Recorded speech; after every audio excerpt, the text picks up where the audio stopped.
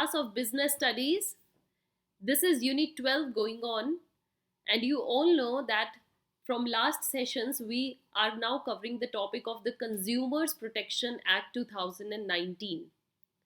This is very important act and also very important topic if we see from your examination point of view.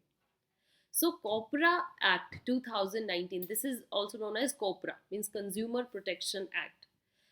इसके under जो next topic हमें discuss करना चाहिए, and obviously you all should know कि इसके अंदर जो complaints हैं उसको कौन फाइल कर सकता है, राइट ऐसा तो नहीं है कि whosoever finds any problem they can go directly. कौन कौन एलिजिबल है, who are those person who can file the complaint under this act, firstly we will see that, and after then we will see कि redressal क्या है इसके under, means हमें कौन कौन से रिलीफ मिल सकते हैं, प्लस हमें कहाँ जाना पड़ेगा, हु आर दोज एजेंसीज जो हमारा न्याय करेंगी, जो हमें प्रोटेक्शन देती हैं, जो हमारी कंप्लेंट्स को सुनेंगी, और एक पर्टिकुलर कंज्यूमर को जो कंप्लेंट दे रहा है उसको किस एजेंसी के पास जाना चाहिए, किस फोरम के पास जाना चाहिए, किस कमीशन के पास जानी चाहिए अपनी कंप्लेंट लेकर. So you all get this information here in this session. Let's start. So first of all, who can file a complaint under COPRA 2019?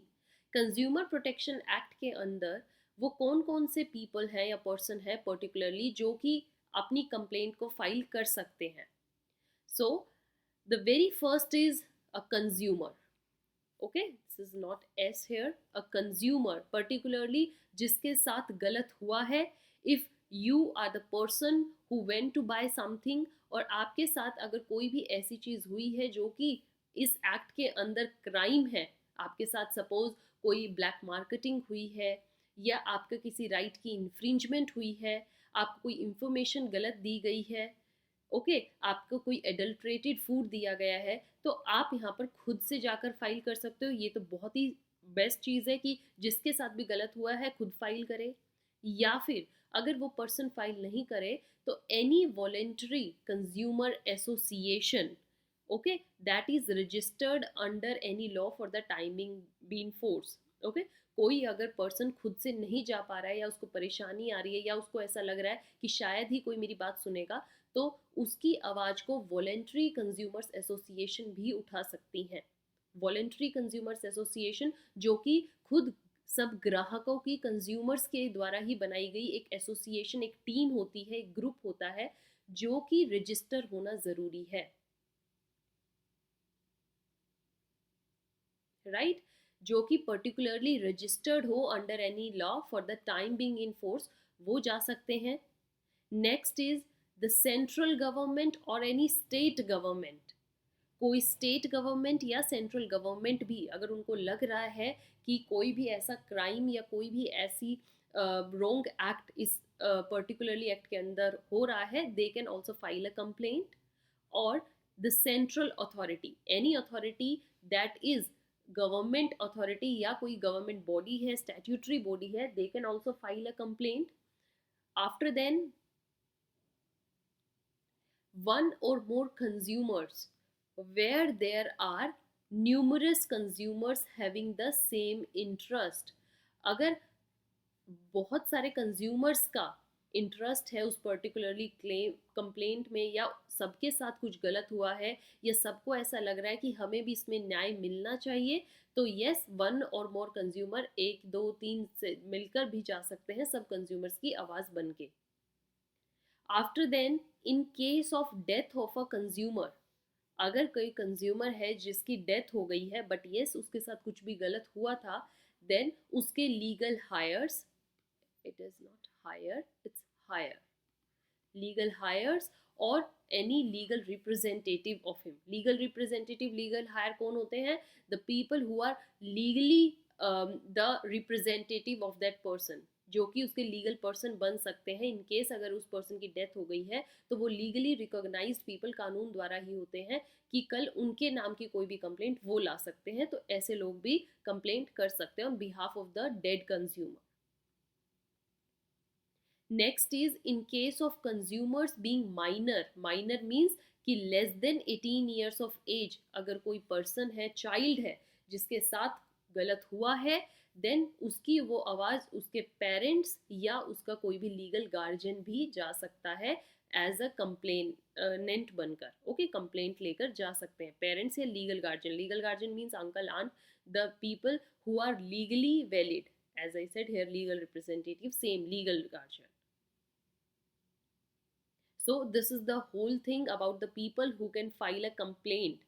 Now we will see the important topic, redressal agencies. As I told you in the starting कि ऐसे कौन सी agencies है जो कि आपको आपकी बात को सुनेंगी, आपको कंपनसेशन प्रोवाइड करेंगी, आपकी कंप्लेंट के सुनकर आपको एक सही मतलब आपके साथ सही गलत नहीं होने देंगी, सही ही आपको न्याय देंगी। That is redressal agency. So who are those? As per consumers protection act 2019, the statute इस एक्ट के अंदर स्टैट्यूट ने कितने टाइप ऑफ एजेंसीज हमें दी हैं? 3 टायर सिस्टम हमें दिया गया है। 3 स्टेप्स पे ये सिस्टम है जो कि आपकी सारी कंप्लेंट्स को रिजॉल्व करता है, कंप्लेंट्स को सुनता है। कैसे? The very first is district commission. District level पर जो होता है डिस्ट्रिक्ट कमीशन, जहाँ पर आप कंप्लेंट्स कितनी लेकर जा सकते हो, जो कि आपकी complaint up to amount of 1 crore तक की है। मीन्स आपके साथ जो भी लॉस हुआ है या कोई प्रोडक्ट ऐसा था जिसकी रेंज 1 करोड़ तक है, तो आप जाइए डिस्ट्रिक्ट कमीशन के पास। इफ अबव 1 करोड़ है तो जाइए स्टेट कमीशन के पास। But here is one thing, it should be exceeding 1 crore but up to 10 crore only. So that is the limit. 1 से 10 करोड़, 1 to 10 करोड़ के बीच की कंप्लेंट होनी चाहिए। And after that is national commission, जो कि कंप्लेंट्स किसकी सुनता है? द कंप्लेंट्स एक्सीडिंग ₹10 करोड़, जहां पर वैल्यू ऑफ लॉस या वैल्यू जो है वो 10 करोड़ से ज्यादा हो तो go to national commission. Right, my dear students? Now, in this session, I'm going to discuss with you all the relevant features about district commission या district forum के बारे में हम read करेंगे। And in next session, we will continue the topic with state and national commission. इन दोनों की बातें हम next session में करेंगे ताकि आप confused ना हो। आज के इस session में just कि ये ज़्यादा आपके लिए complicated ना हो जाए, district forum को just discuss करते हैं। So the state concern establishes district forums. हमारी जो स्टेट गवर्नमेंट्स होती हैं उन्होंने ये डिस्ट्रिक्ट फोरम कहाँ पर बनाई गई हैं? In each district. इंडिया के हर डिस्ट्रिक्ट में आपको एक डिस्ट्रिक्ट फोरम देखने को मिलती है। और उस फोरम का क्या काम होता है, क्या फीचर्स हैं? Let's see one by one. It is made up of a president and 2 members. Okay, means in total 3 member body होती है जिसमें एक प्रेसिडेंट होता है and other 2 are the members. और वो जो अदर 2 हैं उनमें से एक वुमेन जरूर हो। One of the whom must be a women. एक वुमेन होनी चाहिए एंड 1 अदर मेंबर हो। एंड ये जो बंदे होते हैं प्रेसिडेंट एंड 2 मेंबर्स, इनको कौन चुनता है? These are officially nominated by the state government. इनको स्टेट गवर्नमेंट ही चुनकर बनाती है। Right students? तो आपको यहाँ इसकी बॉडी समझ में आ गई कैसे स्ट्रक्चर्ड है। एक प्रेसिडेंट होता है, अलग से 2 मेंबर होते हैं जिसमें एक वुमेन होनी जरूरी है और इनको नॉमिनेट करती है state government. Then the value of consumers complaint यहाँ पर किससे एक्सीड नहीं होनी चाहिए? ₹1 करोड़ से। I already told you 1 crore तक की ही कंप्लेंट डिस्ट्रिक्ट फोरम में आएंगी। इससे ज्यादा की हुई तो then you have to go इधर टू द स्टेट कमीशन और national commission. The next is upon receiving the complaint। जब डिस्ट्रिक्ट फोरम के पास कंप्लेंट आती है किसी भी कंज्यूमर की, तो इनका क्या काम होता है?